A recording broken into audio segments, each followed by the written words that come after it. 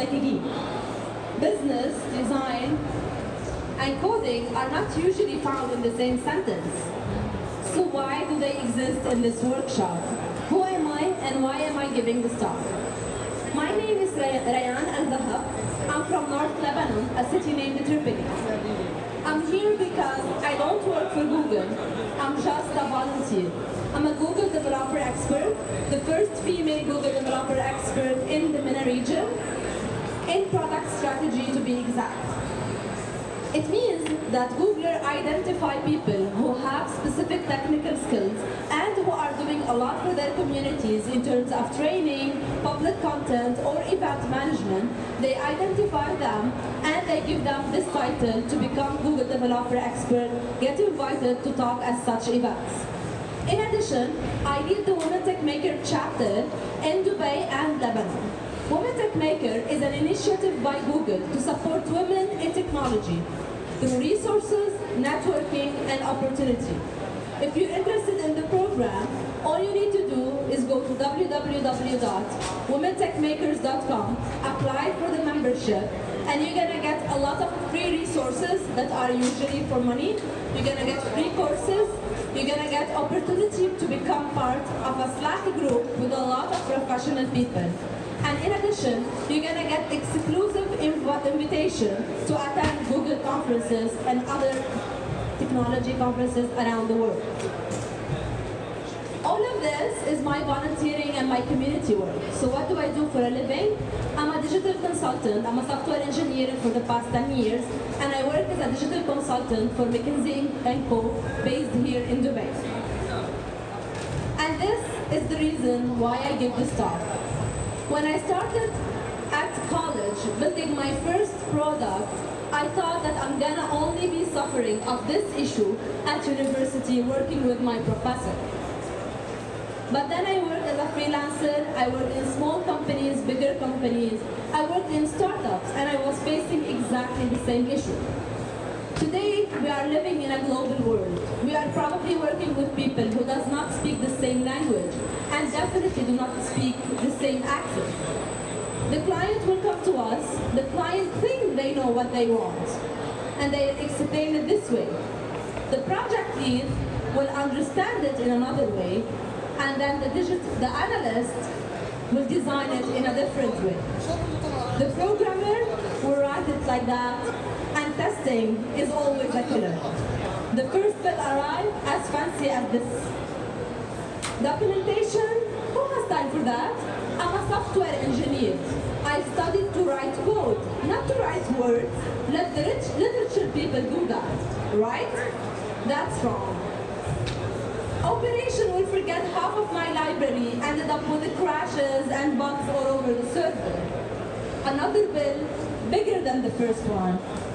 Support, I deliver my project, shut down my phone, change my local address, and never ever reply to my customer ever again. That's how support should be, right? Advertisement will always be blurry, but at the end of the day, all what the client wanted is a simple swing. From the first picture to the last picture, we lost a lot of resources, time, and money. We gave our competitor an advantage on us to be the first in the market and to beat us to our customers. How can we solve this? I'm just a software engineer, I'm just a programmer. I can't change the process, but I can take the opportunity, I can take the lead to start a change from my position. In order to actually drive that change, we need to take off our hat as technical people, as programmers, and wear the business hat. Let me check, who among you consider themselves tech people, programmers? Design? Our lonely two. Business people, product. Amazing. So, if I tell you, I'm inviting all our programmers to forget they are devs and think with you, business people, business. You'll probably say, she must be crazy. And us programmers, if anyone tells us we need to think business, the first thing we're gonna say, I have no idea what that is. My mind wired for that? Well, every mind is wired for that, and let's exercise together. How do I think business, especially if I'm a technical person?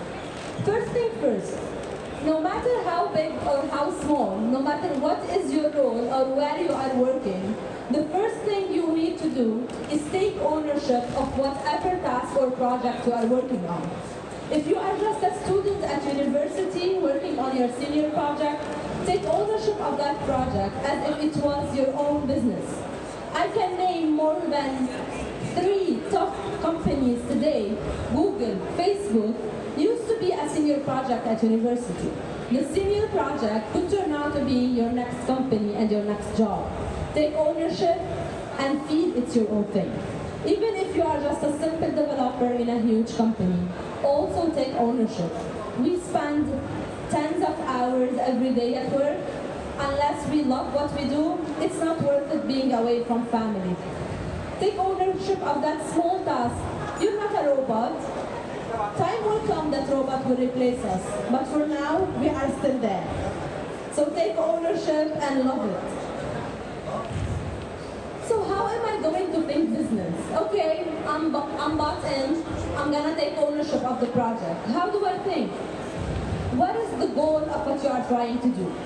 Whenever we start a project, the first thing we need to do is identify the goal.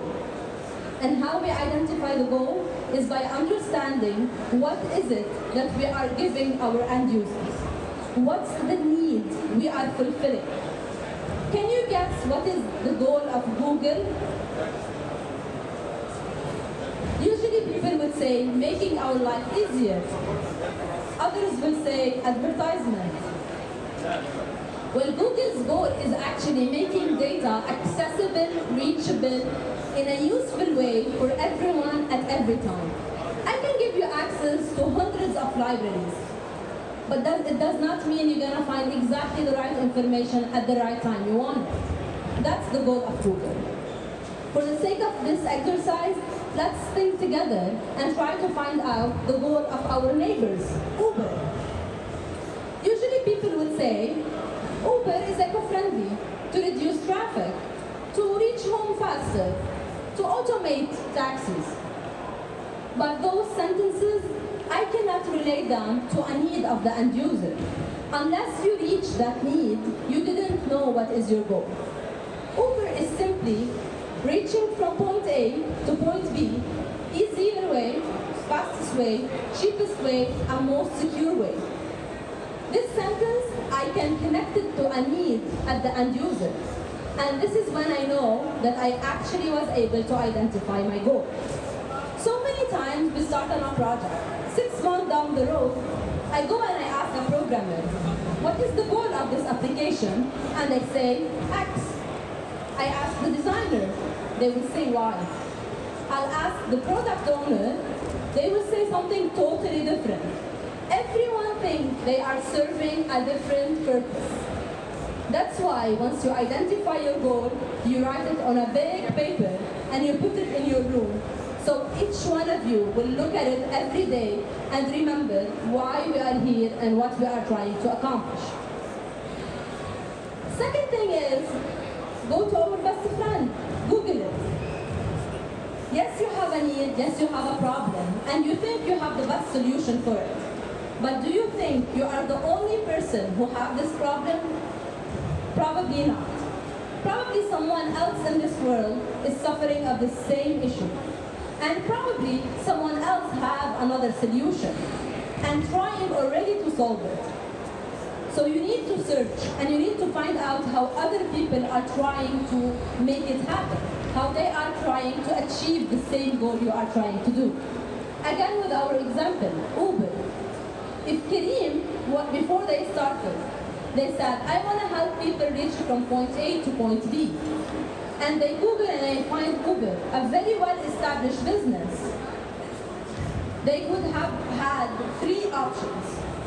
Option 1, I'm a loser. Like everyone in my family, in my neighbors, and in my school is telling me, this is not gonna work. Go find a normal job. I'm too ambitious, I shouldn't be this way. I will listen to them and I say, someone beat me to the idea. I'm really an actual user. Let me forget about it. Or I can say, I have some money. Let me bring the franchise to the country, open it, make some extra cash while doing nothing. But there's another way to look at things, which is, yes, they exist, but today, Rayan, living in this region, I still face a transportation problem. Why they couldn't serve me? There must be something missing. There must be a gap why they couldn't serve me, why I still have this need. And this is the right way of thinking. Every existing business, they must have a gap, otherwise they would have solved the problems of everyone. And this is where you identify this gap, have it as your own added value, and say, I'm gonna launch with targeting the people who are having this need exactly.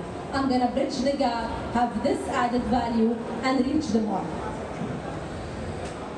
After defining what's your added value, it's time to actually understand better who's gonna use it and how they are going to use your product.